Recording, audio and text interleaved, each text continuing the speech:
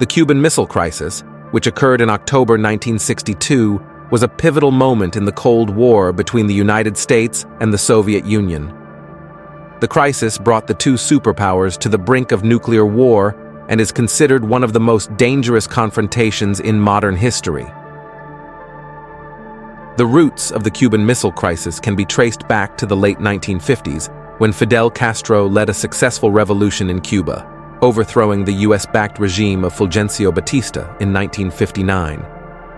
The new Cuban government, under Castro's leadership, aligned itself with the Soviet Union, adopting a socialist ideology. This shift in allegiance alarmed the United States, as it brought the communist influence of the Soviet Union into its sphere of influence in the Western Hemisphere. In the cool darkness of the Caribbean night, the rhythmic lapping of waves masked the clandestine operations occurring along the shores of Cuba.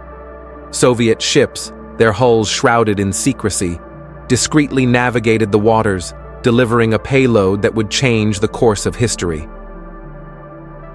President John F. Kennedy paced the Oval Office, the weight of the world on his shoulders. In tense deliberations with his advisors, he grappled with the revelation of Soviet missiles in Cuba. The room echoed with conflicting opinions. Maps sprawled across the table, revealing the gravity of the situation. The decision was his to make, and the fate of nations hung in the balance. As the sun rose, so did the tension. The U.S. Navy enacted a blockade around Cuba, positioning ships to intercept any vessel carrying more deadly cargo. On the open sea, the game of brinkmanship played out, with naval forces standing at the ready, fingers resting on triggers that could unleash unimaginable destruction. On the home front, millions tuned in as President Kennedy addressed the nation on October 22, 1962. The television flickered to life, casting shadows on the faces of families gathered around their screens. Kennedy's grave tone conveyed the severity of the situation as he disclosed the presence of Soviet missiles in Cuba and announced the naval blockade. Meanwhile, at the United Nations, U.S. Ambassador Adlai Stevenson presented irrefutable evidence to a stunned assembly. The room crackled with tension as diplomats from around the world absorbed the gravity of the crisis. The Cold War, already chilling, threatened to plunge into a nuclear winter.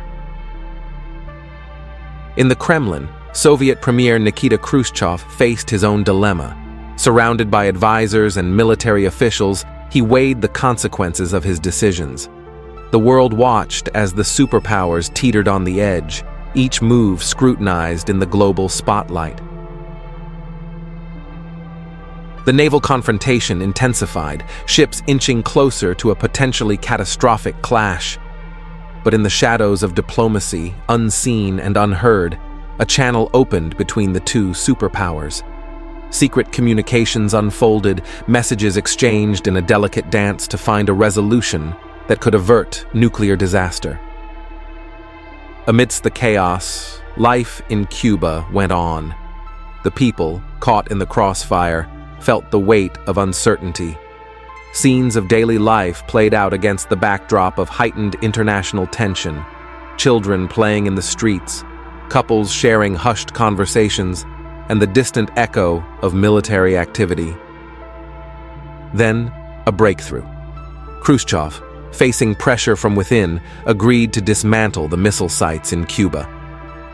The world breathed a collective sigh of relief as news broke that the crisis was de-escalating.